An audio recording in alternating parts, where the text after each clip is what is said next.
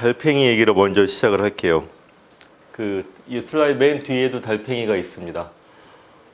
저희 연구소의 로고예요. 달팽이입니다. 네. 탈성장을 영어로 디그루스라고 보통 표기를 하는데, 디그루스를 이제 검색 엔진에서 이미지 검색을 하면은 제일 먼저 나오는 그림이 코끼리 3마리와 달팽이 1마리. 아예 보여드릴까요? 보통은 이게 경제 성장이고, 이 현상 유지, 이게 침체 또는 축소. 그러니까 탈성장하면은 다 같이 가난해지자는 거네, 줄어들자는 거네, 덜 벌고 덜 먹자는 거네라고 생각을 하죠. 그래서 이게 탈성장이라고 보통 생각을 한다는 거예요. 그렇겠죠? 근데 탈성장 주의자 또는 운동가, 영어로 ER을 붙여서 디그루더지라고 합니다. 디그루스 하는 사람들. 디그루더즈는 아니야. 코끼리를 이렇게 축 처지게 하거나 코끼리를 작게 만드는 게 아니라 simply different, 다른 거야. 달팽이야라고 얘기를 해요. 근데 달팽이 하면 어떻게 뭐가 연상이 되세요? 작고 연약하고 느리고, 우리가 달팽이처럼 살자는 거냐? 싫을 수도 있잖아요. 더 많이 먹고, 더 빠르고 싶고, 더 강하고 싶고, 그럴 수 있잖아요. 근데 달팽이 조금 심오한 뜻이 있습니다. 이 탈성장의 마스코트가 달팽이가 되게 한 것에는 이반 일리치라는 분의 연설이 사연이 있어요. 이반 일리치 들어보셨나요? 네. 들어보신 분은 아마 탈학교 운동에서 많이 들어보셨을 거예요. 일리치, 일리히 이렇게 이분 오스트리아 출신, 이거 사제 신부인데, 이분 어차피 오늘 슬라이드는 참고일 뿐입니다. 더 재미난 얘기를 해드릴게요. 재밌어야 되는데, 이분이 오스트리아 출신인데 공부를 잘하셨고, 중남미로 이제 선교를 많이 갔잖아요. 그래갖고 처음에 두 번째 간 나라가 멕시코예요. 그러니까는 유럽하고 미국에서 교육을 받고 멕시코를 갔는데, 멕시코를 갔더니 특정 나라의 문화를 폄하하는 게 아니라 다르다는 겁니다. 멕시코 사람들은 유럽, 미국하고 다른 시간대를 살고 있는 것 같다는 거예요. 예를 들어서 멕시코 축구 좋아하잖아요. 70년대에 이분이 초중반에 한참 활동을 했는데, 그 전파사 앞에 TV에 사람들이 축구를 이제 둘러앉아 보고 있어서 축구 중계를. 근데 제가 버스 타고 가고 있는데 버스 기사가 딱 멈추더니 내려서 같이 본다는 거예요. 승객들이 항의를 하는 게 아니라 승객들도 내려서 같이 본대요. 하나도 이상하지 않다는 거예요. 그러니까는 다른 생활 리듬, 다른 삶의 방식. 그렇다고 멕시코가 뭐 사람들이 완전히 이렇게 빈곤하게 다 사는 것도 아니고 GDP 기준의 경제 성장이 없는 나라도 아닙니다. 근데 상당히 충격이었던 거예요. 그러면서 이분이 몇 개의 일찍이 70년대 한 5개 정도의 탈을 얘기를 했어요. 그게 탈성장 아이디어의 어떤 그 중요한 주춧돌이 됩니다. 탈학교. 학교가 사람을 바보로 만든다. 그러니까는 이 석박사 학위를 가질수록 집에 형광등도 못 갈아 키우고, 메뚜기 두 번째 다리에 이 선모가 무슨 역할을 하는지 그거밖에 모른다는 거예요. 그러니까 과도한 이 평가, 교육, 이런 것들이 오히려 사람들을 협소하게 만들고 무능하게 만들고 심지어 재미도 없게 만든다. 그 다음에 탈병원. 병원이 병을 만든다. 느낌 오시죠? 그러니까 이렇게 과하게 자꾸 진료를 하고 건강 기준을 잡고, 근데 그게 정말 실감이 가는 게, 한국 사람들은 이제 노년하고 죽음을 대부분 병원에서 맞습니다. 그 다음에 이제 이 돌봐줄 가족이 없으면 요양병원에서 되게 쓸쓸하게 마지막 숨을 거두게 되죠. 그 평균 수명은 늘어났고, 근데 많은 게 또 나빠지는 거예요. 그래서 병원이 병을 만든다. 그 다음에 초고속 교통수단으로부터 벗어나자 그랬어요. 오히려 빠른 교통수단이 사람들 사이를 멀게 한다, 소외시킨다. 1년에 2번 추석하고 설 명절 때 KTX를 타고 고향으로 가죠. 빨리 가죠. 딱 얼굴 차례 지내고 얼굴 보고 바로 다음날 돌아와요. 훨씬 그 가족과의 교류의 어떤 폭은 좁아집니다. 근데 127은 조금 극단적, 우리가 지금 보기에 그러니까 시속 25km 이상은 초고속 교통수단이다. 그래서 127는 자전거를 정말 찬양을 했죠. 굉장히 간단한 기어하고 이 체인과 이 바퀴가 사람을 행복하게 한다. 더 많이 만나게 하고 더 많이 알게 한다라는 겁니다. 근데 또 초고속 교통수단도 반대를 했고 그랬습니다. 근데 그래서 저 127는 굉장히 그 중요한 얘기를 많이 하셨는데 이분처럼 살자고 하긴 좀 그래요. 그래서 이분이 이제 암에 걸렸는데 그래갖고선 병원이 병을 만들잖아요. 현대의학 치료를 거부하고 아편을 씹으면서 진통만 하면서 이제 마지막 자기가 어떻게 죽을지를 선택을 하셨어요. 그러니까 탈성장이 127처럼 살자는 거다 그러면은 완전히 저는 사회적으로 고립될 거예요. 다 그렇게 살자 그러면. 그러나 해안은 분명히 있습니다. 저는 굉장히 유연하고 중도적인 사람이기 때문에 나중에 잘 이제 마무리를 할게요 오늘. 그래서 이 127가 90년대 후반인가 국제 컨퍼런스에서 연설을 했는데 이 달팽이 얘기를 한 겁니다. 달팽이는 껍질이 나선형으로 이제 자라납니다. 달팽이가 일정한 크기에 이르면 자라다가 그러면은 거기서 성장을 멈추고 남은 일생을 보낸다는 거죠. 자, 이렇게 자랐는데 한 바퀴 더 돌면 몸이 16배 커지는 거예요. 2배가 커지는 게 아니라 이게 기하급수적 성장, 복리적인 성장의 원리입니다. 그럼 어떻게 되느냐? 끌고 다닐 수가 없어요. 그래서 우리는 성장 또는 발전 이게 불가피하거나 당연하거나 그렇게 안 하면 큰일 난다고 생각을 하는데 아니야. 자연에 있는 특히 생명이 있는 거의 모든 것들은 계속 성장하지 않아. 일정한 성장기가 지나면은 성숙. 사람의 몸으로 치면은 사람의 어마어마한 체세포가 있죠. 우리 몸에는 체세포 중에 성장기를 지나고 계속 성장하는 세포는 머리카락하고 손발톱밖에 없습니다. 나머지 세포들은 이 노화한 세포를 재생하는 정도로만 자라죠. 근데 계속 성장하는 세포가 있어요. 암세포입니다. 그러니까 암세포라는 건 독특한 무엇이 아니라 특정한 세포 조직이 계속 성장을 해서 다른 것들의 작용을, 다른 세포나 다른 기관의 작용을 가로막는 그게 암세포의 기본 원리인 거죠. 그럼 계속 성장하는 건 암세포라는 거예요. 그래서 기하급수적 성장의 의미, 그다음에 계속 성장하는 게 자연스럽거나 좋은 게 아니다 라는 거를 알려주는 게 달팽이의 비유였습니다. 문재인 정부 때 이 태극기 집회가 광화문, 서울 강남역 도처에서 열렸는데 거기서 갖고 나온 피켓이에요. 저는 이거 보고서 깜짝 놀랐습니다. 이런 운동권은 절대로 못 만들 것 같은 이런 기가 막힌 구호를 만들다니. 입에 짝짝 붙잖아요. 촛불 끄고 원전 켜라. 근데 이게 그 여러 의미를 담고 있어요. 촛불 집회 싫다는 거죠. 그 다음에 재생에너지를 해봤자 촛불밖에 안 되는 거다. 원전 켜라. 그 다음에 이 책도 보시면은 이룩한 이, 없애는 이. 이룩한 이. 이 누군가의 실루엣이죠. 문재인 대통령 실루엣입니다. 뭘 이룩했냐? 원전을 이룩했어요. 그거를 무책임하고 무식한 민주 진보 정부가 없애려고 한다. 참을 수가 없다라는 거죠.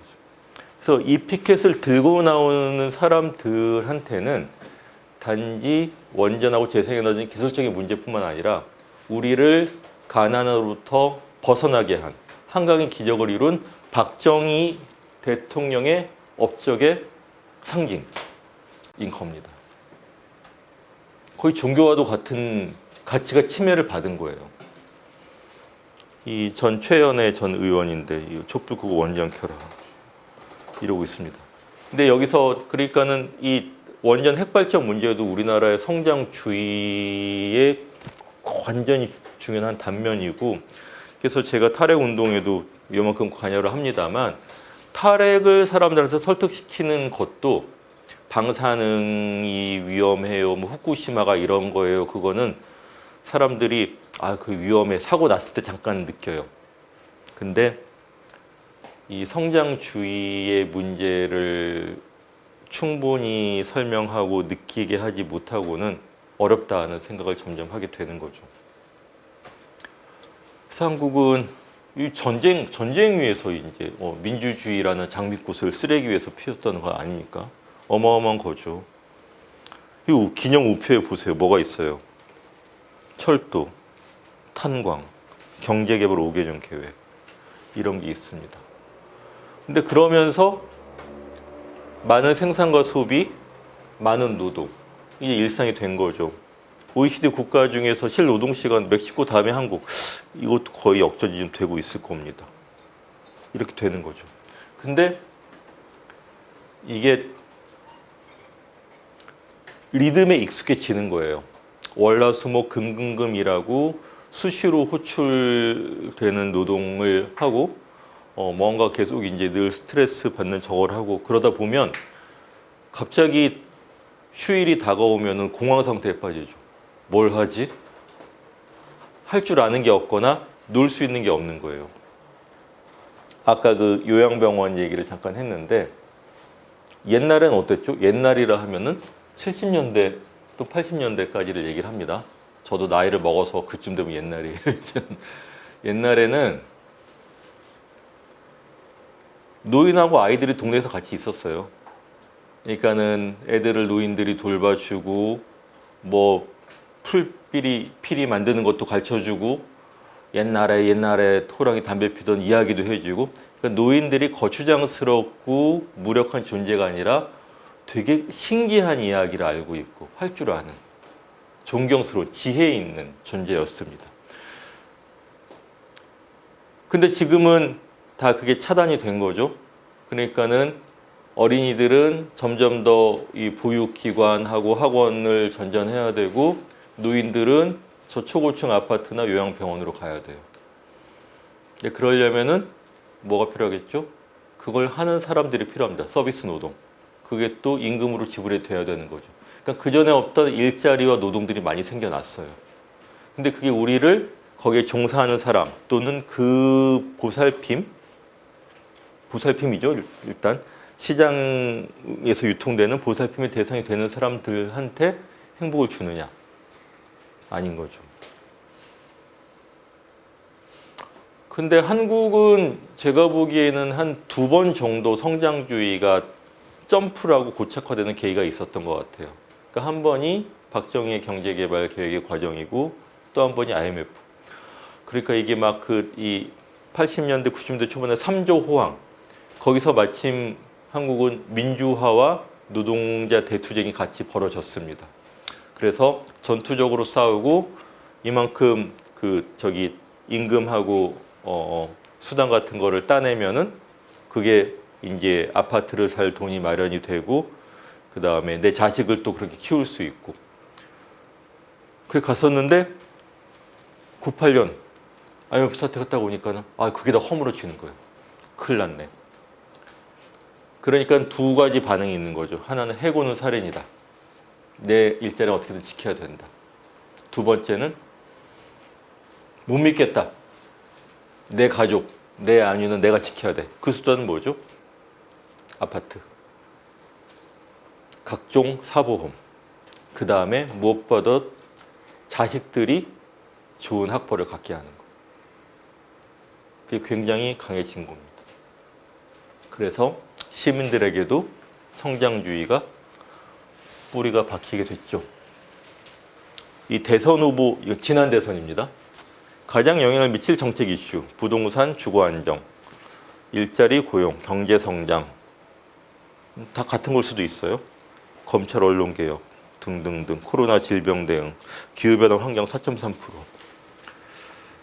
이번 조기 대선 어땠을까요? 비슷했을 겁니다.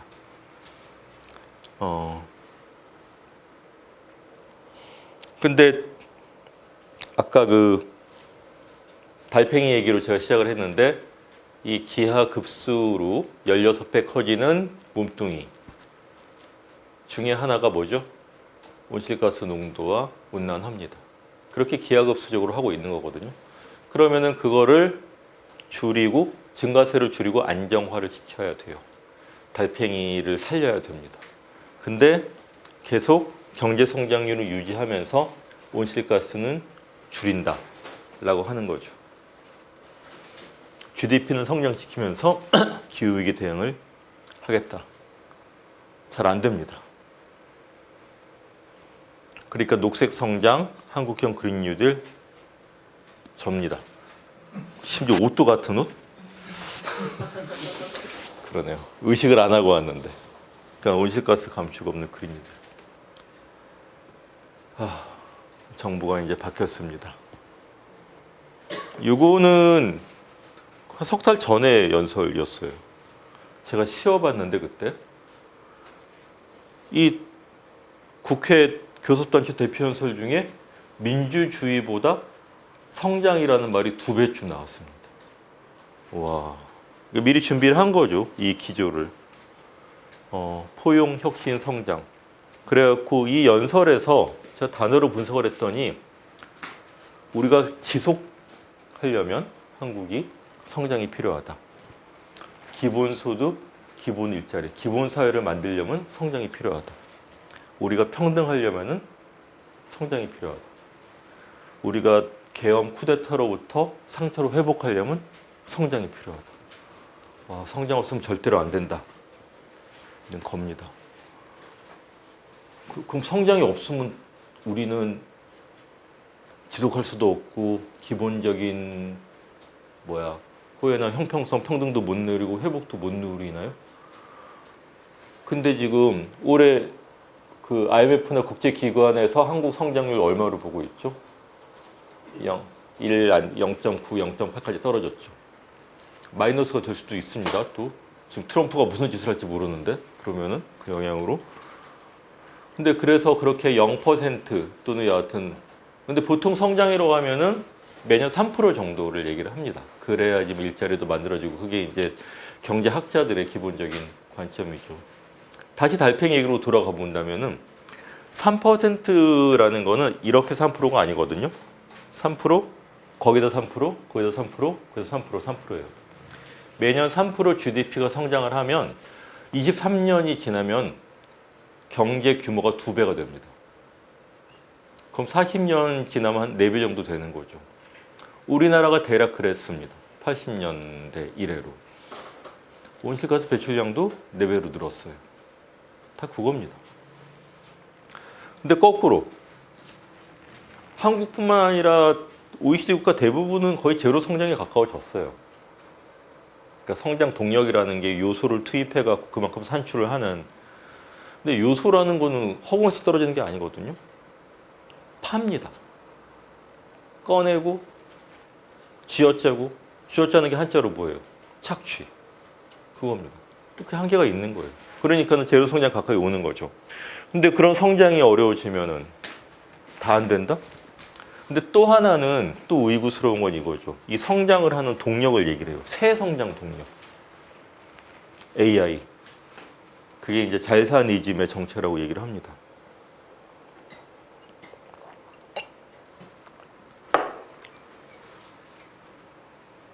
근데 성장주의라는 거는 박정희 정권 이후에 계속 지속되었던 거의 모든 정부의 변하지 않는 기조였는데 이재명 대통령은 왜 더 그럴까? 개인적 배경도 있을 수 있습니다만 또 지금 너무 경제 지표가 안 좋긴 합니다. 다른 한편으로는 왜 그 586은 민주랑 평등을 했고 그 전에 산업화 세력은 경제 성장을 했는데 이게 이제 타협을 해야 된다. 또는 흑묘, 백묘. 쥐를 잘 잡는 검은 고양이, 흰 고양이뿐만 아니라 검은 고양이, 흰 고양이를 우리는 다 하겠다라는 겁니다. 다른 길이 어렵기 때문이에요. 0% 제로 성장을 회복하기 또는 반등시키기 어렵기 때문입니다. 근데 어려우면 어렵다고 인정할 수도 있어야 되는 거죠. 요술 방망이가 있다고 얘기할 게 아니라. 제도 정치의 성장 강박. 그러나 뭔가 다른 조짐은 있습니다.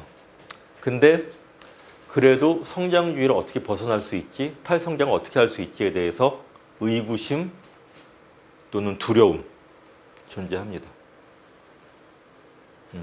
그래서 제가 할 일이 많다고 생각을 합니다. 근데 저의 또 그래갖고 저를 포함해갖고 이 디그루 더즈를 이렇게 글을 써달라고 하거나 강의에 불러주면 되게 반갑죠. 이런 이야기를 듣고 싶어 하시니까. 근데 저의 개인적인 목표 중에 하나는 앞으로 2, 3년이 지나면 더 이상 저를 탈성장을 갖고 부르지 않게 만드는 게 목표예요. 왜냐? 그쯤은 이제 다 알고 다 하고 있거든. 김현우 얘기는 새롭지 않아. 재미없어. 이 사람 부르지 마. 그렇게 만드는 게 저의 소박하지만 거대한 목표예요. 자, 탈성장은 그래갖고 뭐 원칙이나 규범이라기보다는 정말 쓸모가 있는 그런 것이라는 이야기를 하고 싶어요. 성장주의를 비판하는 주류가 7가지 주류 정도 된다는 거예요. 인간 생활의 생태적 토대를 파괴하며 그 지구 온난화, 티핑 포인트, 행성적 한계 이런 이야기들입니다. 익숙하죠, 어느 정도는. 또 하나, 사회 경제적 비판. 우리의 삶을 잘못 측정한다. GDP 비판, 그건 뒤에 조금 자세히 말씀드릴게요. 또는 문화적 비판. 일하고 생활하고 자연과 관계를 맺는 데에 하나의 방식, 소외된 방식을 만들어낸다. 자본주의 비판. 자본주의 착취와 축적에 의존하고 계속 악순환을 만든다. 페미니스트 비판. 산업주의 비판. 남반구, 북반구 비판. 7가지 또 그 이상이죠. 아마 여러분들은 이 중에서 하나 이상의 공감을 하실 것 같아요. 또는 7가지에 다 공감하실 수도 있죠. 근데 한 가지에만 분명히 공감을 하면은 디그루 더즈는 오케이, 우리 편이에요. 같이 합시다. 이렇게 해요. 아마 이렇게 좀 연배가 있으신 분은 이 80년대, 90년대 막스 레닌주의자들의 이 분위기를 기억하실 거예요. 내가 유일하게 올바른 노선을 갖고 있으니까 우리 그룹이, 나머지는 개량, 뭐 부철적, 해학적, 이게 잘라내고 그러잖아요. 그리고 우리 그룹이 비록 아직은 소수지만은 역사의 결정적 시기에 우리가 올바른 방향으로 깃발을 들 수 있어. 그걸 준비하자. 명예훼손인가요? 어쨌든 근데 디그루 더즈는 그게 아니에요. 다 우리 편. 차이가 있거나 강조점이 달라? 토론합시다. 이것도 해보고 저것도 해봅시다. 그러합니다. 근데 여기서 조금 자세히 몇 개 해볼게요. 문화적 비판. 제국적 생활 양식이라는 개념이 있어요.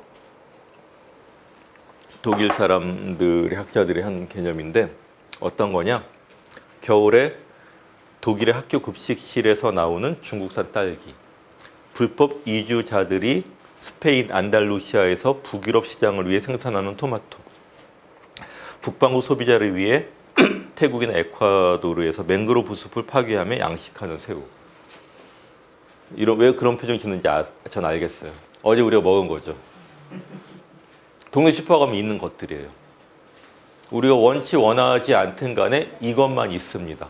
심지어 이게 제일 싸요. 그러나 싼 것의 이면에는 싸게 만드는 이유가 있어요. 노동자에 대한 착취가 있든지, 말도 안 되게 자원을 저렴하게 쓴다든지, 폐기 처분 비용을 내지 않는다든지. 저렴한 것들은 늘 비밀이 있습니다. 근데 이게 당연히 점점 이 생태계의 복원력을 떨어뜨리고, 그 다음에 누군가는 원하지 않는 노동들을 하게 만드는 거죠. 근데 이게 문화적, 이데올로기적, 경제적 과정을 매개를 합니다. 자본주의라는 기계를 돌리는 거죠. 이 그림은 페미니스트 비판의 관점을 보여주고 있어요. 마리아 미즈라는 에코페미니스트 경제학자가 고안한 그림입니다. 빙산이죠. 빙산은 이 물 아래에 대부분의 최적이 있습니다. 근데 우리는 수면 위에 있는 임노동, 상품시장, 자본주의 기업만을 볼 수 있어요. 보통 때는. 왜냐면 이것만 뉴스에 나오거든요. 그리고 이게 제일 중요하거나 가치가 있고 정상적인 또는 공식적인 경제로 취급을 받습니다. 근데 생각을 해보면 이 아래에 있는 것들이 없는 게 아니에요. 퇴비, 비공식적으로 돈 빌려주는 거, 양육, DIY, 신용협동조합, 노인 돌봄, 광합성, 절도. 여러분 중에 친구가 경상도 출신인 친구, 특히 남자친구가 있으면은 그 친구들은 네 것도 내 거고 내 것도 내 것이라는 식으로 사는 경우가 있습니다. 자기 거 이제 막 이것도 명예훼손인가요? 이렇게 막 내 거 이제 갖고 가서 책이든 뭐든 왜 갖고 가서 그러니까 내 필요 썼다 갖고 가라 그래. 근데 그게 서울 깍쟁이들이 보기에는 말도 안 되는 예의 없는 행동이지만 그것도 중요한 이 관계성 또는 이 사람들의 삶의 관계를 더 원활하게 하는 걸 수도 있어요. 오픈소스, 수렵 채집, 길거리 청소, 도서관, 이삭 줍기. 요즘 누가 이삭을 줍죠? 할머니들. 요즘도 콤바인이 쫙 그냥 수확하고선 자루에 넣어서 가잖아요. 이삭이 조금 떨어져 있죠. 근데 그 이삭 줍고 있으면 지나가다가 뭐라 그러겠어요? 아이고 할매 이거 약값 더 듭니다. 그거 하지 마소. 쓸데없는 짓 하지 마소. 그러나 이삭을 줍는 사람도 있었어요. 근데 이러한 것들이 우리 사회, 경제, 삶이 계속 유지되는 데 굉장히 중요합니다. 그래서 계속 있는 관계나 활동들이에요. 근데 대부분 돈을 안 받고 이루어지죠. 그러니까 쓸데없는 일도 치부가 되는 거예요. 근데 예를 들어서 코로나 때 어떻게 됐죠? 필수 노동이라고 막 부각이 됐어요. 돌봄 노동. 이게 중요했구나. 근데 지금 자본주의 시장은 어떠냐면은 중요해? 그러면은 시장으로 갖고 와. 그래갖고 보육 노동, 무슨 노동, 무슨 서비스 다 시장 가격을 붙입니다. 그리고 그거를 그래도 국가하고 지자체가 하면 괜찮은데 사기업한테 주죠. 그러니까는 성장에 대한 페미니스트 비판은 잠시만요.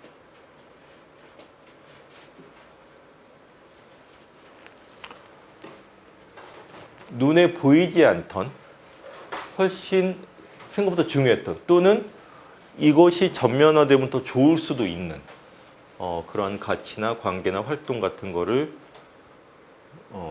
담고 있습니다. 탈성장 글자가 많은 건 대충 넘어가야 돼요. 근데 여하튼 70년대부터 아까 이반 일리치 또는 앙드레 고르츠라는 유명한 프랑스 철학자이자 막스주의 경제학자, 이분이 불어로 이 하강이란 뜻, 크루아상스의 반대를 얘기를 한 이후에 슬금슬금 퍼져 나갔어요. 그리고 2008년에 영어로 디그루스라고 번역이 됐습니다. 그러니까 이런 아이디어는 진작에 있었지만은 학술적으로 영어권에서 퍼진 건 사실 그렇게 오래되지 않았습니다. 근데 뭐 이렇게 길게 하면은 그렇고 요즘은 몇 개 개념들의 조합이나 모자이크로 설명을 하는 것 같아요. 그게 훨씬 더 효과적인 것 같습니다. 예를 들어서 지속가능성, 순환성, 협동, 지역 생산, 공유, 유용한 생산. 유용한 생산은 뭐냐? 팔기 위한 생산이 아니라 내가 쓰기 위한 생산. 그 다음에 일과 생활의 균형, 관계적 재화, 그 다음에 삶의 즐거움. 이런 것들의 모자이크로 얘기를 합니다. 또는 다른 방식으로 하면 또 달팽이가 나왔습니다. 이반 일리치의 제안이죠. 액셀러레이트가 아니라 디셀러레이트, 속도 줄이기. 리듀스, 생산과 소비 줄이기. 충족성. 영화 대사 중에 유명한 거 있는데 그래야 속이 시원하겠냐 도 있고 많이 묻다 아이가 이것도 있죠. 다 충족성을 얘기를 하는 표현들입니다. 그러니까 나는 이 정도면 충분해 충족해 만족할 수 있어요. 근데 자본주의 톱니바퀴는 그게 아니죠. 계속 척도를 만들고 숫자가 계속 올라가야지 너 혼자 충족하는 걸로는 소용없어. 또는 너 경쟁에서 패배할 거야? 이런 식으로 되는 거죠. 단순성. 나는 이 정도면 충분하면 좋아. 근데 지금 우리가 스마트폰을 하나 사면은 쓰지도 않은 온갖 기능과 앱이 이만큼 이렇게 있습니다. 선택권이 없죠. 그리고 진정한 현실적 민주주의. 왜냐? 단순 다수결 대의제로 해결 안 되는 것들이 많이 있다라는 겁니다. 자, 우리는 우리의 바램과 가까운 후보도 조기 대선에 출마를 했던 것 같지만 그러나 많은 사람들의 선택지는 그래도 뭐 내란을 진압하는 거는 기본이고 뭐 경제 성장을 해야지 내가 뭐 될 것 같으니까 그렇게 표를 던질 수밖에 없었어요. 근데 온실가스 배출을 줄이고 핵발전도 안 쓰려면은 굉장히 치열한 토론이 필요합니다. 리스크도 분명히 있어요. 좀 불편함, 전기요금 상승이라든지 아니면은 이 오염 처분의 부담을 나눠 쓰는 그런 거에 대한 깊은 토론이 필요합니다. 이거는 단순 대표제 대의제로 될 수 있는 게 아닌 거죠. 그러니까는 정치도 새로운 방식을 필요로 합니다.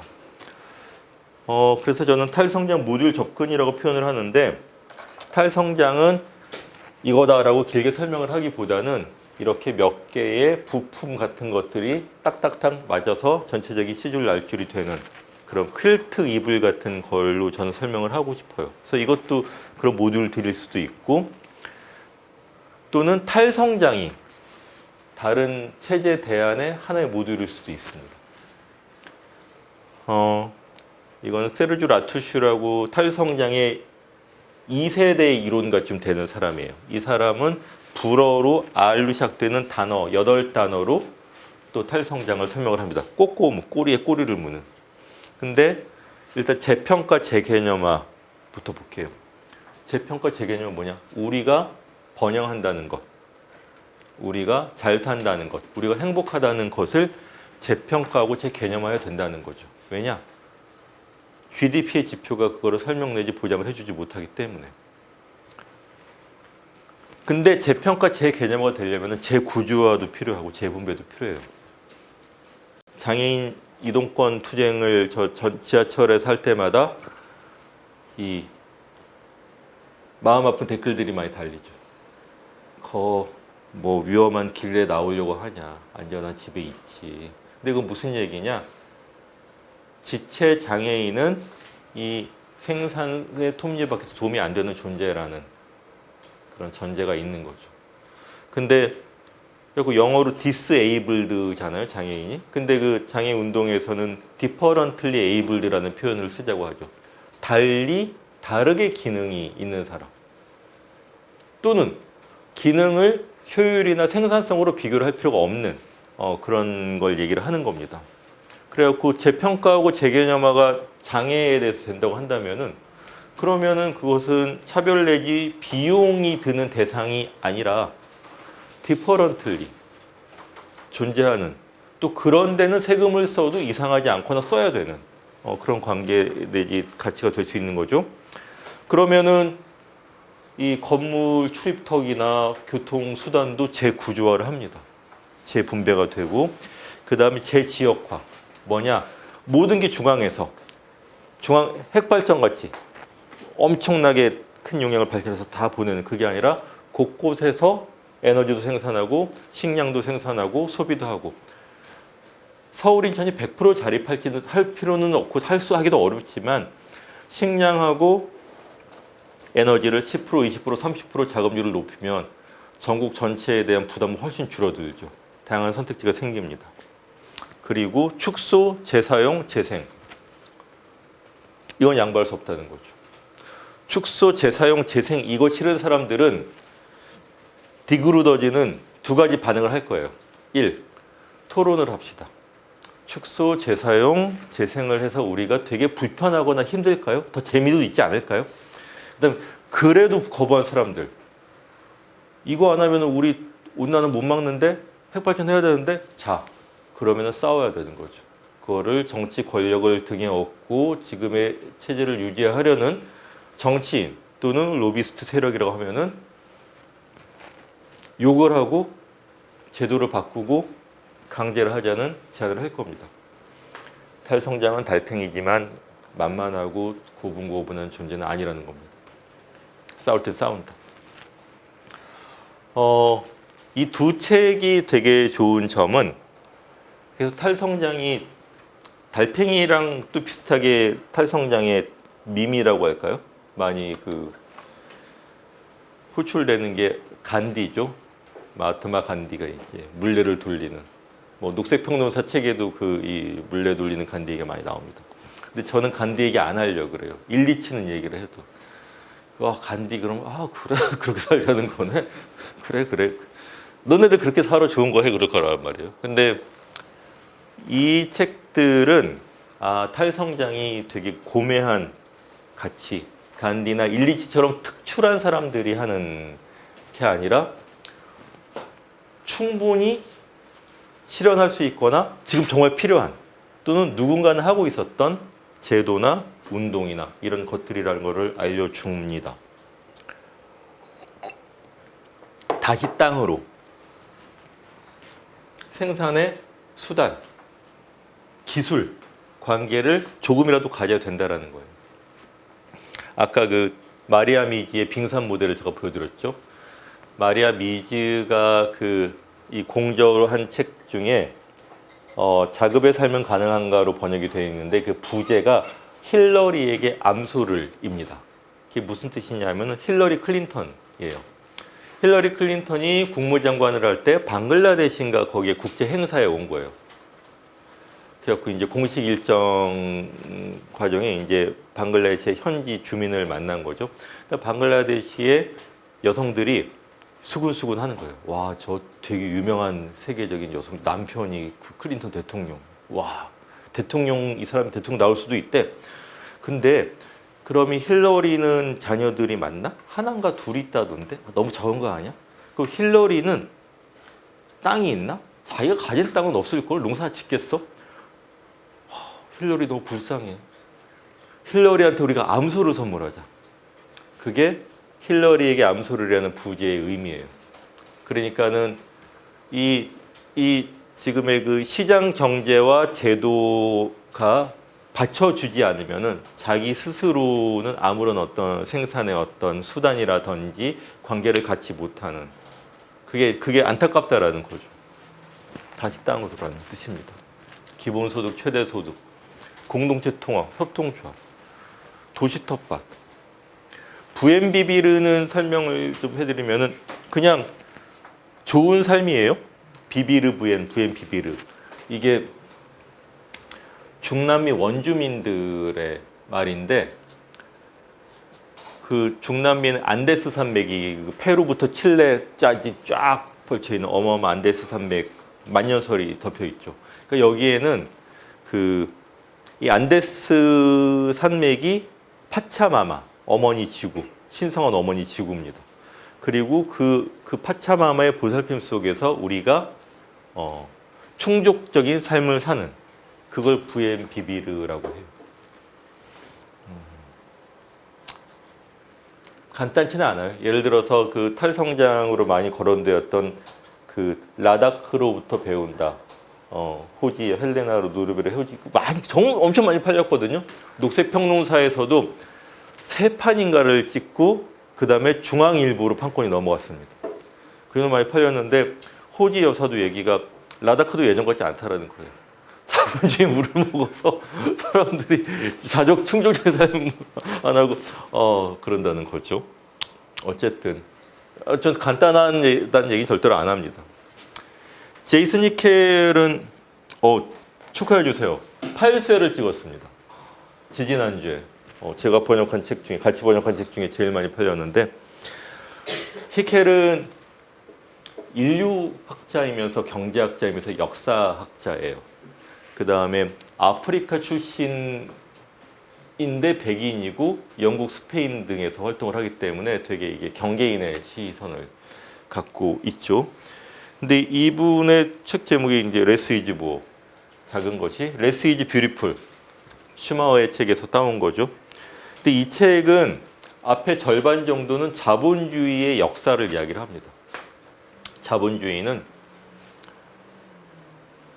생산력이 발전을 하고 그러다가 인클루저 운동이 일어나고 뭐 부르주아 혁명이 일어나고 해서 자연스럽게 그렇게 자본주의가 형성된 게 아니라 처음부터 지금까지 계속 뭔가를 저렴하게 하고 뭔가를 가로막고 뭔가를 인위적으로 희소성을 만들고 그런 폭력의 역사였다는 거예요. 지금도 그렇다는 겁니다. 그래? 술술술 읽혔어요. 근데 나머지 책 뒤에서는 그럼 어떻게 할 것인가, 이 자본주의의 이 악마의 맷도를 어떻게 멈추거나 늦출 것인가에 대해서 굉장히 구체적인 제안들을 합니다.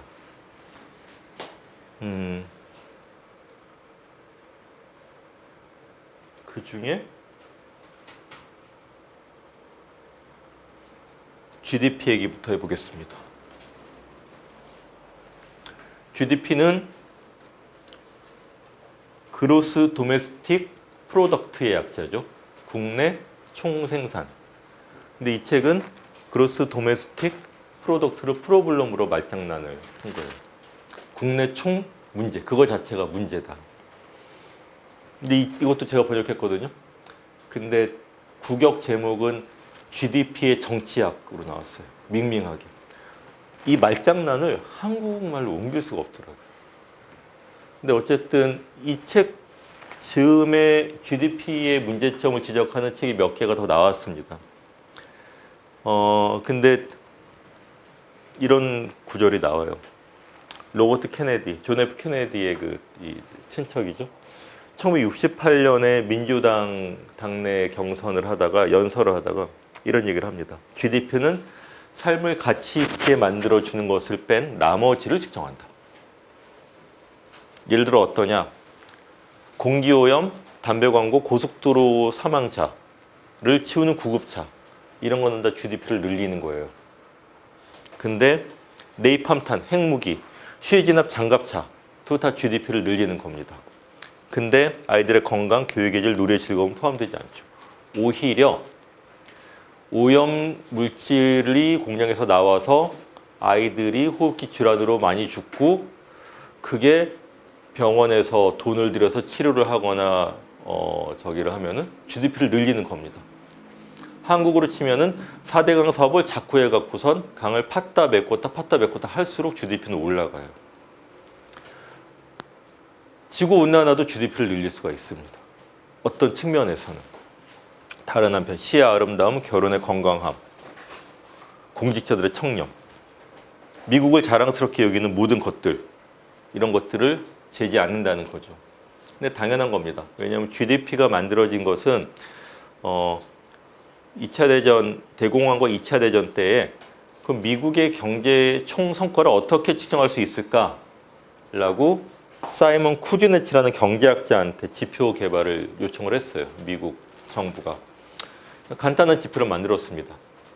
시장 가격으로 환산해서 생산물의 총 가치, 한 해에 얼만큼, 얼마치가 생산이 됐는가. 그게 무엇이든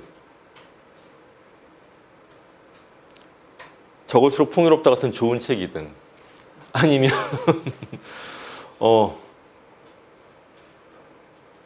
비트코인을 채굴 하는 그래픽 카드든 다 측정을 합니다. 게다가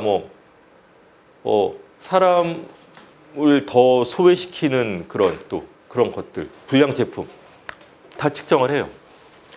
근데 쿠즈네츠의 지표는 어느 정도 그 효과를 받는 게 독일하고 2차 대전 후반에 독일은 얼만큼 전쟁 지속 역량이 있을까? GNP를 추정을 해봤더니 연합국이 더 높은 거예요. 승리로 저기 확인이 됐죠. 2차 대전이 끝나니까 모든 게 GNP로 경쟁이 일어났습니다. 심지어 소련 블록에서도 총생산. 우리가 더 빨리 우주선을 보낼 거야. 우리가 더 빨리 달에 착륙할 거야. 우리가 더 많이 핵무기를 만들 거야. 우리가 더 많이 원전을 만들 거야. 정작 쿠즈네츠가 당황했어요. 야, GDP라는 거는 경제의 한 단면을 보여줄 뿐이지 그게 우리의 안정, 행복, 번영을 측정하는 건 아니야. GDP가 전부가 아니야. 근데 이즈음부터 대학에는 경제학과하고 경영학과가 엄청 커졌죠. 근데 국가의 가장 중요한 목표, 지표가 GDP가 되었습니다. 근데 최근에 왜 어떤 회의가 일어나고 있느냐? GDP가 늘어나는데 별로 사람들이 행복하지 않거나, 예를 들어서 미국보다 쿠바하고 미국이 GDP가 얼마나 차이가 나겠어요. 근데 기대 수명이라든지 영아 사망률, 유병률 쿠바가 훨씬 낮거든요. 너무 좋죠, 쿠바가 수치가. 그럼 GDP가 설명을 안 해주는 거예요. 오히려 미국의 문맹률, 감옥에 가 있는 유색인종의 비율, 주관적인 행복감 되게 낮다는 거예요. 그리고 이 GDP에서 대안 지표가 많이 개발이 됐는데, 프랑스의 사르코지 대통령이 그 아마티아 센이나 이런 경제 슈티글리츠 이런 사람들한테 GDP의 문제점과 대체 지표를 연구해달라고 부탁을 했었어요. 책이 나왔습니다. 왜 그랬을까? 사르코지는 자기 땅에서 되게 신경을 써갖고 국민들의 삶을 다각적으로 향상시키려고 그 세금도 잘 쓰고 한 것 같은데 GDP 성과가 별로 없는 거예요. 억울한 거죠. 나는 업적이 있는 것 같은데. 그러니까 GDP만으로 설명 안 되는 것들이 있어. 근데 그러다 보니까 이제 그 시장 가격 총생산뿐만 아니라 다른 뭐 범죄율, 또 환경오염, 그 다음에 어떤 사회적인 관계, 복지, 안전 이런 것들을 포함하는 지표들이 이제 개발이 된 거예요. 참진보지수, 인간개발지수, 국민총행복지수, 지구행복지수 뭐 이런 식으로. 근데 이거는 연구자들만 한 게 아니라 뉴질랜드, 아이슬란드 이런 몇 나라들은 몇 년 전부터 경제의 공식 목표에서 GDP 지표를 제외하거나 부차화시켰습니다. 그래서 그 나라가 망했냐? 망했겠어요? 더 재밌게 잘 살겠죠? 그렇습니다. 계획적 진부화.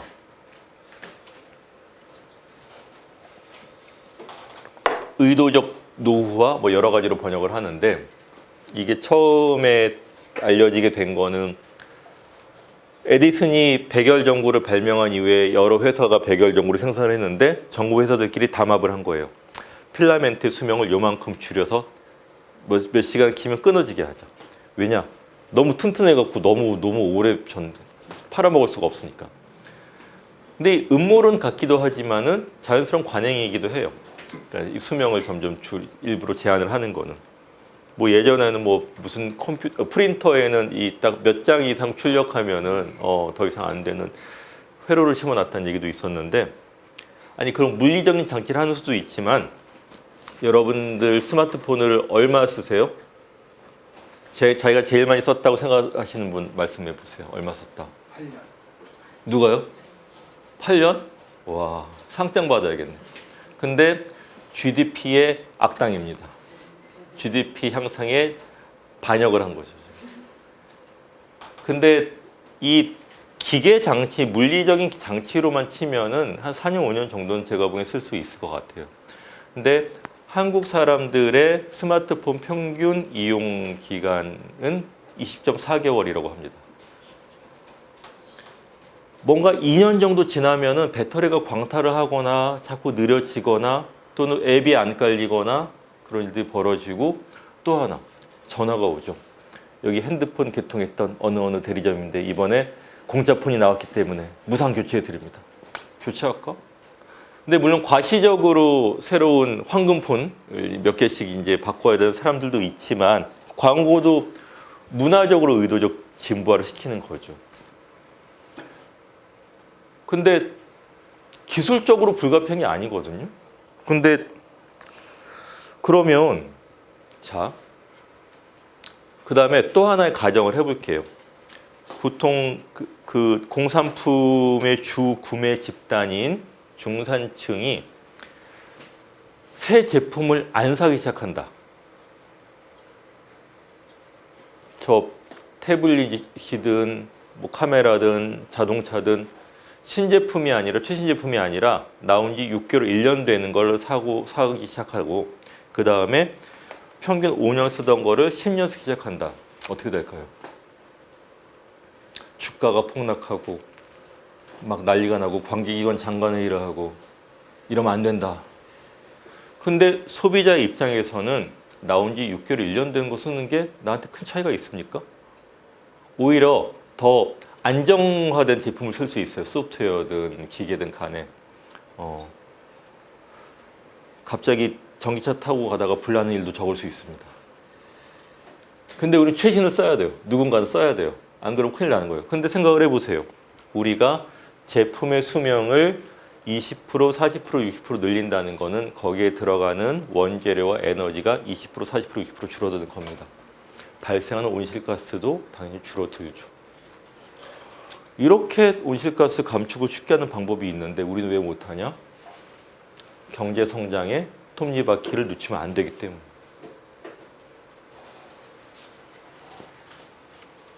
근데도 어려움은 남습니다. 나는 그래, 이 물리적 생태적 한계도 동감해. 문화 제국적 생활 양식도 나는 동의하지 않아. 안 그러고 싶어. 나는 그 경제 빙산 모델의 물 아래에 있는 이런 관계들을 더 나는 만끽하고 싶어. 하고 싶은데 이렇게 하자 그러면 부모님이 걱정을 하고 너 혼자 루저 되려 그러냐. 너 어떻게 하려 그래? 결혼해서 살겠냐? 그리고 저 엄친아를 봐라. 이러면 안 된다는 강한 불안감 또는 패배감 이런 거. 또 다른 한편으로 그래서 자기 존재를 인정받고 증명을 해야 돼요. 소비입니다, 그게. 아까 스마트폰 얘기도 했지만 여러분이 제일 기쁠 때가 언제예요? 네? 월급날. 왜 기쁘죠? 돈이 들어오니까. 근데 돈이 들어오면 돈은 둘 중에 하나로 나가겠죠. 이 빈 카드를 스쳐가는 데 들어가거나 아니면 뭔가 사고 싶은 거를 살 기회가 되는 거죠. 소비가 정말 우리한테 행복의 원천 중에 하나입니다. 더 깨놓고 얘기하면은 인터넷으로 열심히 무슨 사고 싶다 그러면 쇼핑을 해갖고 비교 검색을 딱 하고선 가성비가 좋으면서도 조금 힙한 거, 품 날 것 같은 거 주문을 딱 하죠. 배송 추적이 옵니다. 가슴이 두근두근. 내일 오후 2시부터 4시 사이에 비대면 오케이. 띵동. 언박싱을 하면서 인스타에 올릴 사진을 찍죠. 근데 유럽에서 몇 년 전에 나온 연구에서는 그렇게 해서 얻어지는 행복감의 지속 시간이 평균 20분이라고 합니다. 아마 더 길게 가는 것도 더 짧을 것도 있고 딱 뜯어보고 한두 번 써보고 그냥 처박아 두는 물건도 무지 많을 거예요. 근데 우리 계속 사야 된다는 강박을 받게 되는 거죠. 그래서 궁색할 수는 있지만은 대안적인 쾌락을 디그루더즈는 이야기를 합니다. 여러분이 정말 재밌는 게 뭐예요? 행복감을 느끼는 게 뭐예요? 다를 수도 있지 않아요? 우리 원래 그랬을까요? 우리나라에서 지금 양대 예능 프로그램, 종편 방송 채널 프로그램 숫자를 보면은 2가지가 있는 것 같아요. 잠시만요. 죄송합니다. 여보세요? 소장님, 제가 강의 중이라서요. 죄송합니다. 네네. 죄송합니다. 어디까지 했냐? 종편, 예, 프로그램. 집중도가 높으시네요, 강의. 두 가지. 하나는 연예인들의 먹방 프로. 여행 가갖고 뭘 구워 먹고, 뭐 해 먹고, 또 자기들이 또 식당을 차려갖고 접대를 하고, 또 하나는 골프 프로.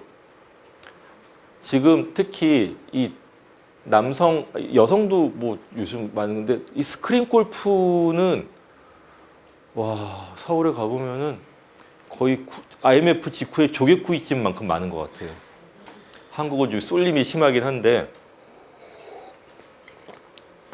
자, 왜 우리는 연예인들이 하는 먹방과 골프를 이렇게 보고 있는가? 다른 재미나게 할 수 있는 수단이 없어졌거든요. 동네에서 공차할 때도 애들 공차고 이 짬뽕 할 때도 없어요. 오징어 게임을 할 운동장이 없으니까는 오징어 게임을 보고 있죠. 어르신들 바둑 두고 장기 둘 그런 공간도 다 초고층 아파트에서 외롭게 지내십니다.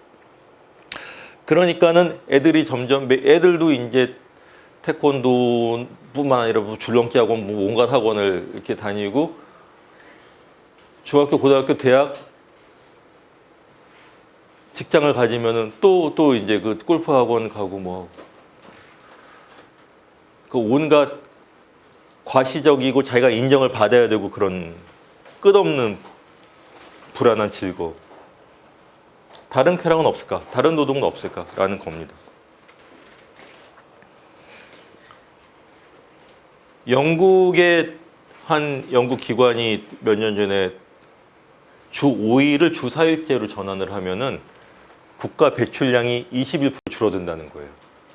통근 숫자도 줄어들고 그 다음에 이 화성회의 같은 거 더 에너지 효과적으로 쓰고 솔직히 사무직 노동자는 주 5일 하나 주 4일을 하나 만들어내는 결제 서류의 양과 질은 변함이 없다고 저는 생각합니다. 근데 우리나라가 주 5일 처음에 그 제안할 때가 2000년 즈음이에요. 그때 주 5일째 하면은 우리나라 저 뭐 망한다 그랬어요. 아, 오늘 강의 제목이 성장을 안 하면 국가는 망한다? 그때는 주 5일째 하면 한국이 망한다 그랬다니까요.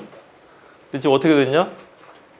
주 5일째 정착이 됐죠. 물론 저기 뭐야 공장하고 사무실 앞에 식당들은 어려워졌습니다. 예, 금요일 6시만 되면 이제 파리가 날리는 거죠. 그러나 다수의 노동자 직장인들한테는 훨씬 더 삶의 질이 좋아졌고 괜찮은 겁니다. 주 4일을 해갖고 월화 목금 일해서 안 될 것 없는 거예요. 더 좋다는데 정신건강도 좋고. 그래갖고 영국하고 독일에서는 여러 기업들이 실험도 했어요. 충분히 괜찮네. 근데 이게 새로운 얘기가 아니라 일찍이 폴 라파르그의 책. 폴 라파르그 누구죠? 칼 마르크스 사위입니다. 게으를 수 있는 권리. 되게 구체적으로 나와요. 우리 노동자들이 열심히 파업 투쟁을 해갖고선 이렇게 따낸 거를 우리가 더 고된 노동을 위해서 쓰는 게 말이 되느냐. 이런 얘기를 진작에 하고 있죠. 노동 얘기를 조금 더 해볼게요. 이 데이비 그레이버라는 재작년에 3년 전, 2년 전에 돌아가셨어요. 너무 되게 정말 대단한 인류학자, 정말 독창적인 시각을 갖고 있는 인류학자인데 이분의 이 유행시킨 개념이 불쉿 잡입니다. 소똥 일자리. 어떤 거냐? 당신이 하는 일을 뭐죠? 당신이 하는 일을 세 단어로 설명할 수 없으면은 당신은 불시잡일 가능성이 높다. 내가 하는 일이 뭐야? 아, 그게 나는 저 회장님의 이 스케줄 중에 뭐를 사전에 관리하고 뭐하고 이렇게 저렇게 설명을 길게 해야 되는 거는 불시잡이라는 거예요. 생각을 해보니까는 진보정당 활동가도 불시잡이 아닌가? 세 단어로 부모님한테 설명이 어려울 것 같아요. 그죠? 요 농담이고 진담같이. 근데 불시잡이 어떤 거냐? 상사의 노동을 돋보이게 하기 위해서 하는 노동. 뭔가 이 회의 펜하고 이런 거 딱 일렬로 정리하고 딱 이렇게 하고 또 이 잔도 여기에 맞는 거 이렇게 하고 서빙하고 이런 거. 그게 회의의 효율이나 결과에 아닌 거거든요. 그다음에 덕트 테이프 이거 뭐냐? 이게 대충 붙인 테이프잖아요. 뭔가 이게 좀 뭔가 균열 내지는 뭐 작동이 이렇게 안 됐으면은 제대로 고치면 돼요. 근데 한 사람을 고용을 하고 계속 그 테이프 임시로 붙이게 하는 거예요. 그 다음에 태스크 마스터즈. 대기업일수록 이런 무슨 서류가 많잖아요. 뭐뭐뭐를 자꾸 하는. 그 다음에 회장님이 갈 때 뭔가 뒤에서 우르르 까만 양복 입고 쫓아다니는 사람들. 근데 지금 현대의 직장 중에 세 단어로 설명 안 되는 많은 것들이 불시잡이라는 거예요. 근데 쓸데없는 노동이잖아요. 근데 이러한 노동은 빙산의 수면 위에 있는 것들입니다. 정식으로 급여를 받고 중요한 걸로 간주가 돼요. 세금도 징수가 되고. 근데 이거는 자기한테도 좋으냐? 자기도 이거 없어도 될 일 같은데? 걔도 채용을 하고서 월급을 받으니까 해요. 근데 그것이 예컨대 지구온난화를 더 악화시킬 수도 있는 거고. 더 점프를 하자면 아까 다시 그 노인들이 이 요양병원에서 있는 게 아니라 마을에서 이제 서로 보살피고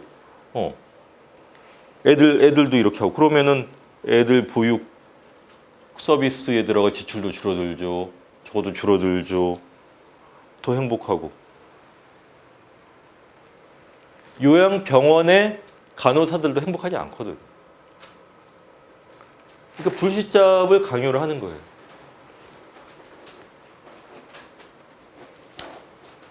디그로더즈는 그렇게 살지 말자. 공생공락을 하자라고 얘기를 합니다. 이 콘비비얼 같이 생동하자, 즐겁게 살자라는 거죠. 근데 이거를 공생공락으로 번역을 합니다.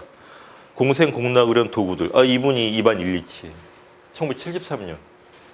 신기하게 일리치, 그다음에 앙드레 고르츠, 그다음에 에른스트 슈마워가 작은 것이 아름답다를 쓴 것도 75년인가 그렇거든요. 그러니까 그 즈음에 중요한 얘기는 다 나왔더라고요. 또 왜 그러냐?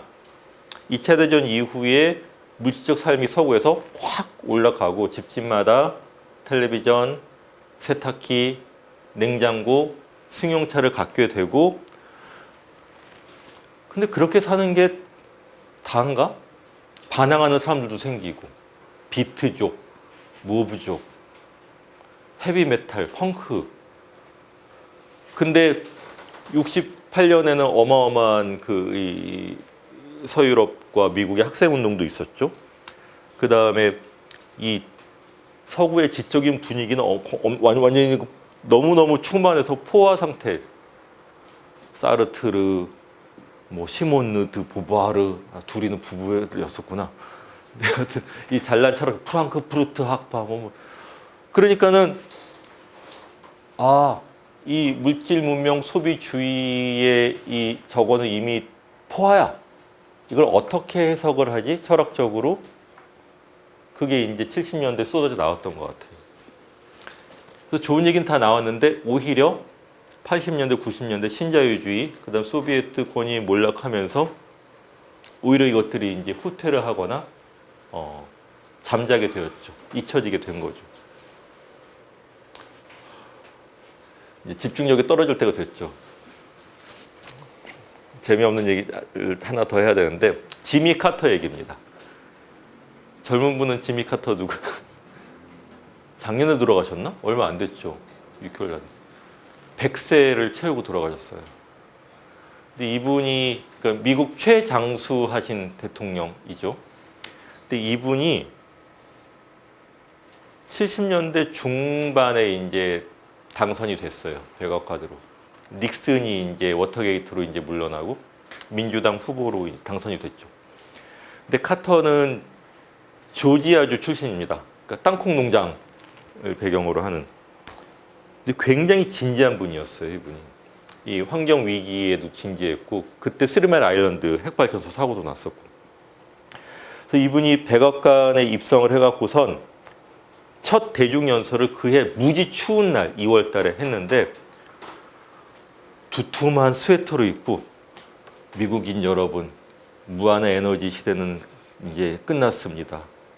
정부도 나름 최선을 다하고 노력을 하겠지만 여러분들도 이제 어려움을 같이 헤쳐나가야 된다는 걸 이해를 하셔야 됩니다. 이런 표 떨어질 얘기를 한 거예요.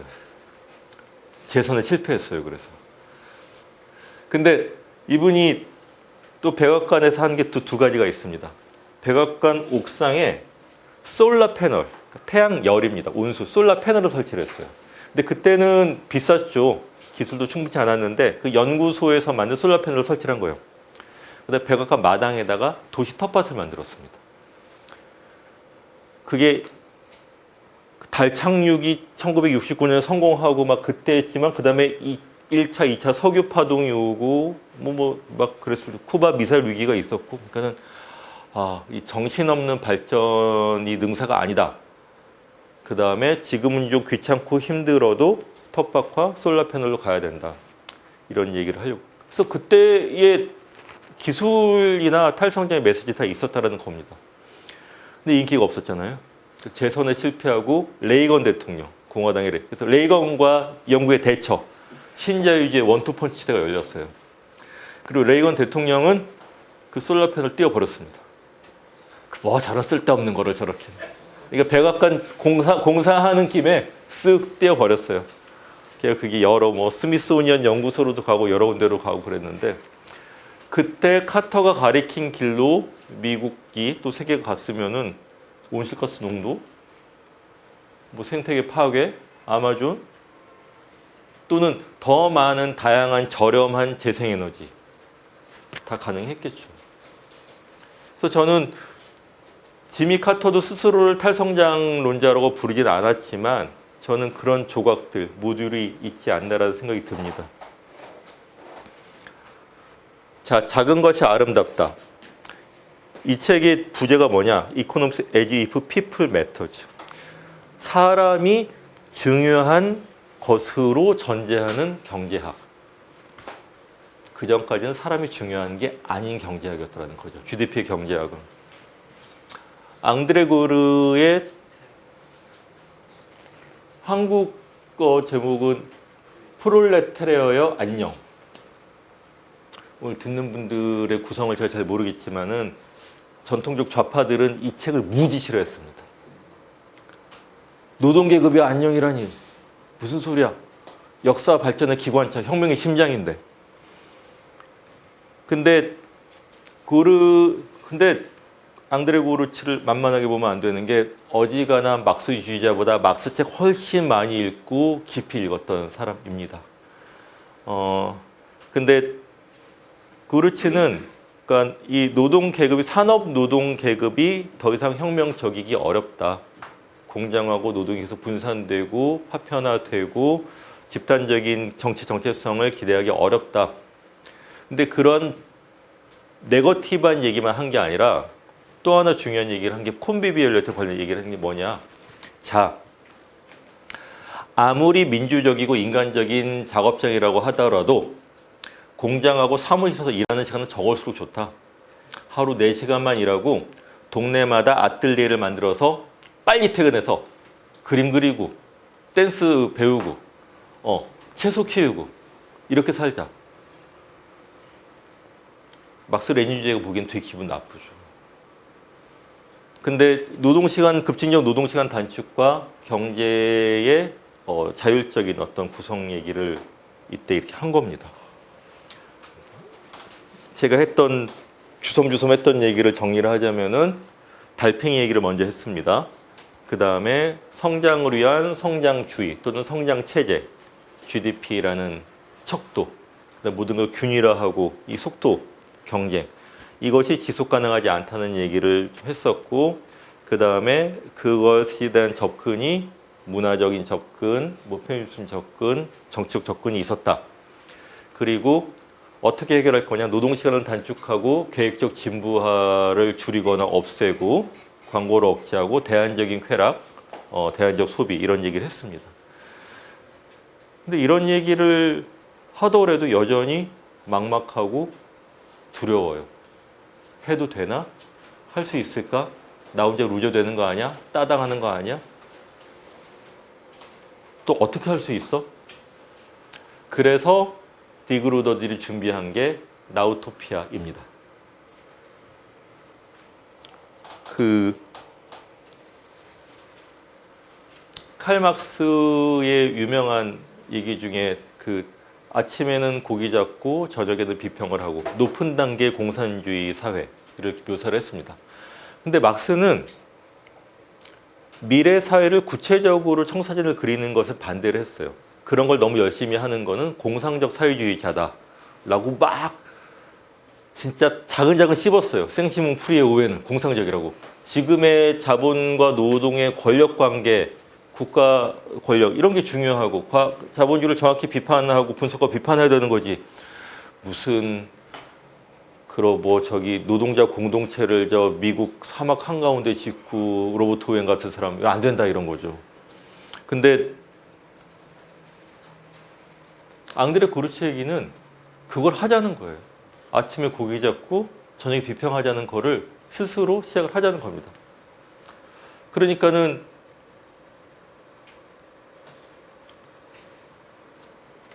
유토피아는 지상에는 없는 곳이라는 뜻이잖아요. 없음, 토픽이 없다는, 장소가 없다는 거예요. 토마스 무어가 얘기했던 거는. 근데 아니야, 나우, 지금 가능한, 실현할 수 있는 유토피아가 있어. 근데 이 나우토피아의 사례 중에 하나가 이겁니다. 자드라고 하는 건데 프랑스에서 신공항 부지 반대 운동을 10년 넘게 해서 막아냈어요. 근데 이런 데 가면은 어떻게 하겠어요? 운동권들이 모여갖고선 텐트 치고서 막 살면서 뭐 음식 해먹고 영화 틀고 노래하고 이상한 짓 하겠죠. 토론도 하고. 근데 그게 막 확산이 되는 거예요. 그래갖고 신공항 반대, 큰 목장 반대, 큰 슈퍼마켓 반대, 대형 댐 고속도로 반대, 핵폐기물 처분장 반대 무지만이. 이런 것들이 다 화석 에너지의 흐름 또는 성장주의의 톱니바퀴를 정지시키고서 대안적 삶을 실현하는 나우토피아들이다. 근데 그렇게 찾아봤더니 멕시코의 사파티스타, 뭐 시리아의 그 여성주의 혁명군 이런 게 다 나우토피아더라. 또 더 가까운 데도 있더라는 거예요. 독일의 엔데 겔렌데라는 기후운동 단체입니다. 이게 무슨 뜻이냐면 여기서 끝. 더 이상 안 돼. 독일에 이렇게 노천 갈탄 탄광이 많아요. 이렇게 그냥 퍼 올리는 석탄이 이렇게 있는 건데 여기를 1년에 한 번 딱 날을 잡아서 점거를 해요. 화석 연료를 이달을 못 키게. 근데 그러기 위해서 며칠 전부터 잼버리를 합니다. 캠프를 해요. 여기서 이제 뭐 이렇게 지금 뭐 그 기후 정책의 문제점도 배우고 뭐 이 행동 전술도 막 이렇게 가르치고 막 채식 레시피도 실습하고 이게 점점 커져요. 재밌으니까. 내년에 친구 데리고 오는 거예요. 그러면은 화석 연료의 흐름을 하루 차단하는 것뿐만 아니라 더 많은 거를 상상하게 하죠. 재밌잖아요. 집에 가갖고서는 야 그럼 우리 동네에서 뭐 해볼까? 나우토피아가 새끼를 치게 됩니다. 그래서 이런 케이트 레이워스의 도넛 경제학 같은 것도 참고가 되고 이건 뭐냐면은 이 바깥 고리는 지구의 행성적 한계입니다. 경제 활동의 결과로 이걸 초과를 하면 안 돼요. 근데 안쪽 고리는 인간의 존엄성을 지켜주는 최소한의 삶의 어떤 그 필요한 요소들. 근데 물, 식량, 보건, 일자리가 필요하죠. 그걸 위해서 경제 생산이 너무 많아지면은 이게 터지는 겁니다. 그러니까 계속 3%씩 성장하는 경제가 아니라 이 도넛의 이 고리 사이를 지키는 어느 정도는 현상 유지적인. 그러나 일면적인 건 아니에요. 저소득 국가, 제3세계는 물질적으로도 성장할 필요가 있다. 그래도 괜찮다. 그러나 집집마다 SUV랑 세단을 두세 대씩 갖고선 양배추 사러 저 마트까지 가는 삶을 사는 나라들은 어이 그만하시지. 왜 월마트에다가 뜯지도 않은 식품을 그렇게 많이 버리나 그만하시지. 일론 머스크 우주로 당신 갈 필요 없어. 동의한 적 없어. 그런 거라는 겁니다.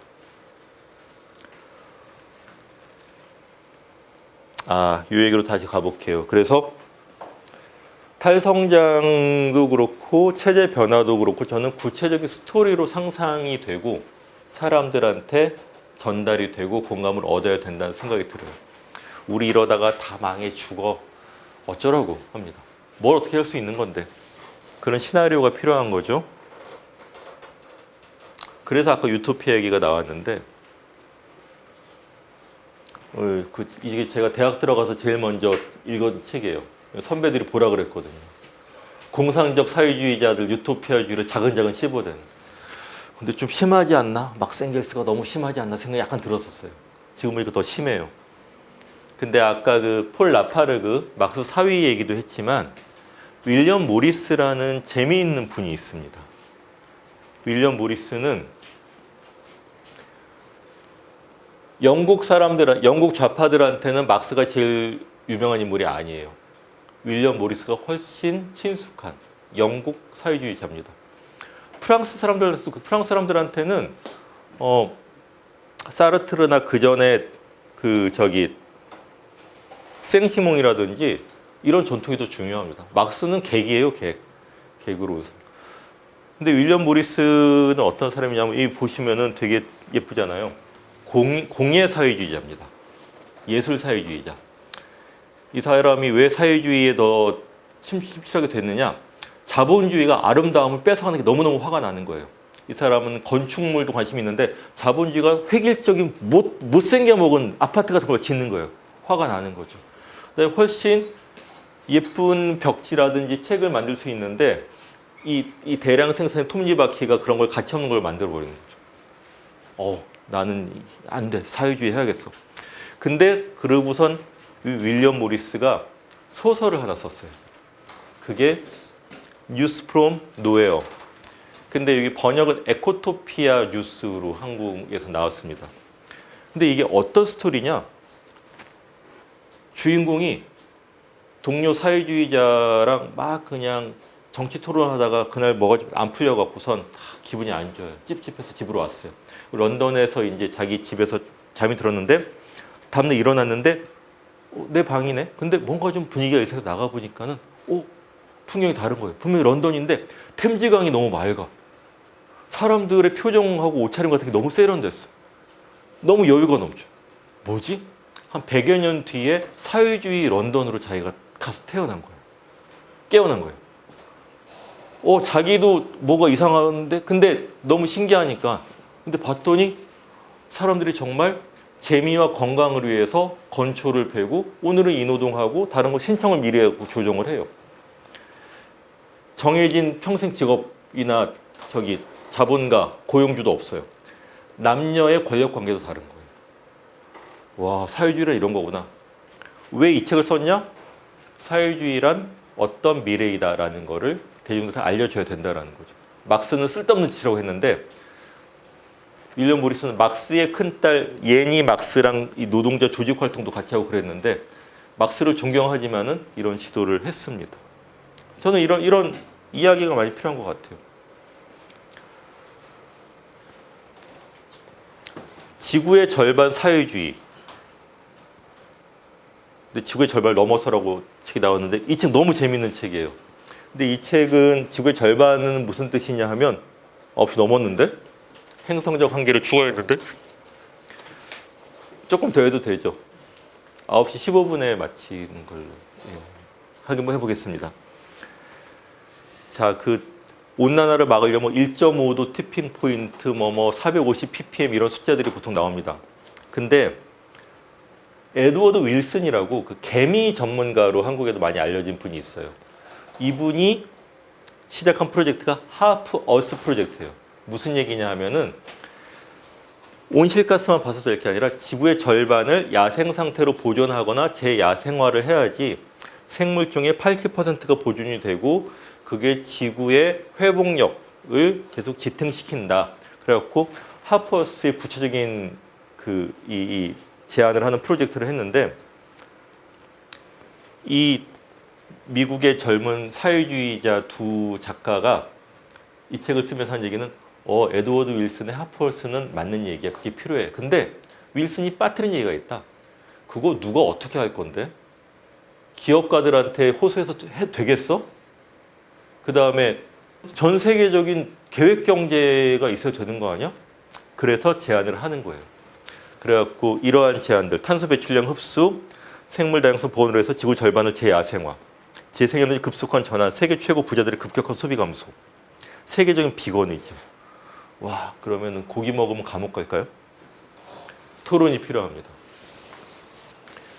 세계적 사회주의 계획. 와, 이런 거를? 근데 할 수 있고 해야 될 이야기들을 하는 거예요. 여기도 탈성장의 조각이 이만큼 있는 겁니다. 모듈이. 그러니까는 탈성장은 달팽이 착하고 연약한 게 아니라 탈성장으로 지구를 살리고 더 나은 미래를 만들려면 세계적인 사회주의 계획이 필요하다라는 주장도 있는 거예요. 거꾸로 지구 온난화를 저지를 하고 계획 경제를 하려면은 계속 성장하는 계획이 가능하냐? 아니다. 한다면은 성장률을 유지를 하고 자원의 배분과 운용을 더 중시하는 계획 경제가, 탈성장 계획 경제가 필요한 거죠. 근데 이 책이 재밌는 게 맨 뒤에 장이 이렇게 시작이 돼요. 윌리엄 캐스트는 자기 방에서 눈을 뜨고 이상한 기분이 들었다. 윌리엄 모리스의 에코토피아 뉴스랑 똑같아요. 처음에 오마주를 한 겁니다. 패러디를.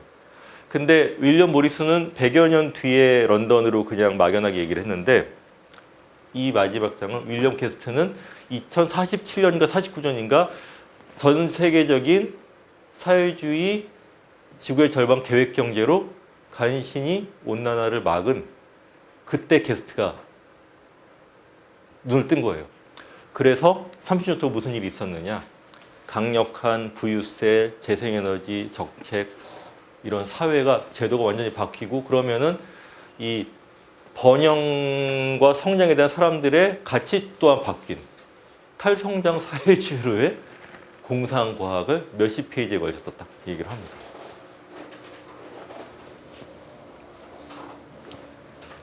아까 그 미래 지구라는 책도 비슷한 이야기를 담고 있어요.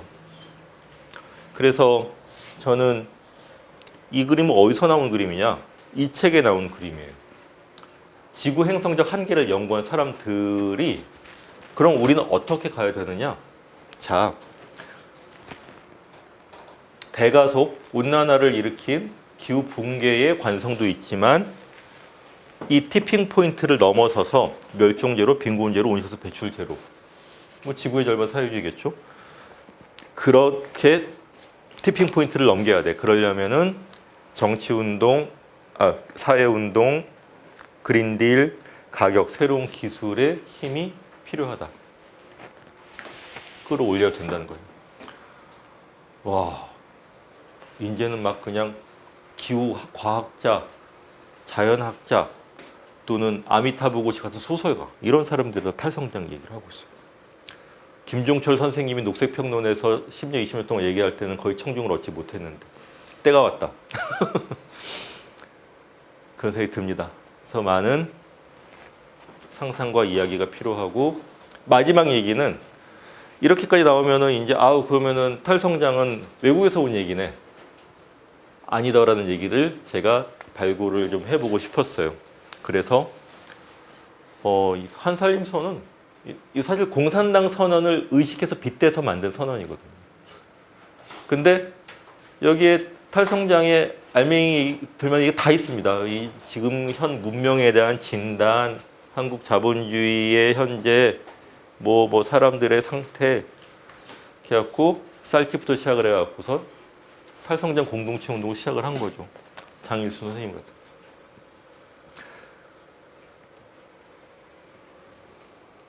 12년 전 팔당 두물머리의 장면이에요. 이때 이명박 정부가 4대강 사업의 이 막바지 갖고 이제 유기농 단지를 다 쫓아내려고 했는데, 여기에 반대하는 이 녹색당부터 진보 정당들, 또 뭐 이렇게 종교 조직, 생협 조직 진을 치고선 이걸 싸웠습니다. 2년을 싸웠죠. 근데 여기에서 이런 구호가 나온 거예요. 레저 말고 삶을, 발전 말고 발전을, 공사 말고 농사 짓자. 와, 저는 이 팔당에 가갖고 이 구호를 보는 순간 촛불 끄고 원전 켜자는 뒤에 온 충격이었지만 그만한 충격을 받았어요. 이런 기가 막힌 구호가 있다니. 입에 짝짝 붙잖아요. 발전 말고 발전, 공사 말고 농사짓자. 근데 이 투쟁은 패배를 했습니다. 그러니까 4대 사업본부하고 이제 시민체험형 생태농원을 조성하자고 타협 문서는 만들었는데 전혀 진전이 없어요. 그러니까는 투쟁은 패배를 한 게 맞는데 저는 그 다음에도 이렇게 1년에 2번씩 이 구호가 생각이 나는 거예요. 자다가 발전 말고 발전, 공사 말고 농사. 와. 근데 이제 문재인 정부 들어서 이제 이 녹색 성장 이후에 한국형 그린 뉴딜, 뭐 탄소 중립 시나리오 얘기 나오는데 보니까는 더 생각이 나는 거예요. 정말 탄소 중립을 하고 이러려면은 이 정도가 국가 비전이 돼야 되는 건데 지금 잘사니즘으로 새 성장 동력해가지고서는 점점점 멀어지는 거죠. 근데 또 하나 말씀드리고 싶은 거는 이때 두물머리에 가서 농성을 하거나 이 유기농 명동 데모를 해온 분들은 나우토피아를 느꼈다고 생각을 해요. 다른 시야를 가질 수 있구나. 다른 호흡을 가질 수 있구나. 다른 삶의 근거를 가질 수 있구나. 그게 지금의 이것들을 100% 당장 대체하지 못한다 하더라도. 길고 먼 길이겠지만 아까 그 카터가 그 연설을 하고 백악관에 솔라 패널을 설치한 게 40년 정도 전이에요. 우리가 2050년, 그러니까 아까 그 지구의 절반 사회주의가 그리고 있는 시점으로 또 30년 정도가 남았습니다. 상당히 긴 기간일 수 있어요. 저는 나라가 망할까라는 걱정은 이제 접어두고 우리가 갖고 있는 자원 또는 공간, 관계 속에서 나우토피아를 어떻게 만들고 연결을 하고 서로한테 아이디어를 주고 그리고 저는 고립된 달팽이로 살고 싶지 않습니다. 탈성장 세계 정복을 해보고 싶어요. 탈성장 이름이 아니어도 상관없어요. 저는 저 녹색당, 노동당, 진보 정당들도 그런 야심을 좀 갖고 우리 이런 야심이 있어, 이런 프로그램이 있어, 이렇게 해보고 싶어. 우리 고기 한 3%, 1% 만들어 주세요 보다는 몇 발 더 나간 그런 얘기를 좀 해야 된다고 생각을 합니다. 다음 선거에서는. 네. 시간이 너무 지났습니다.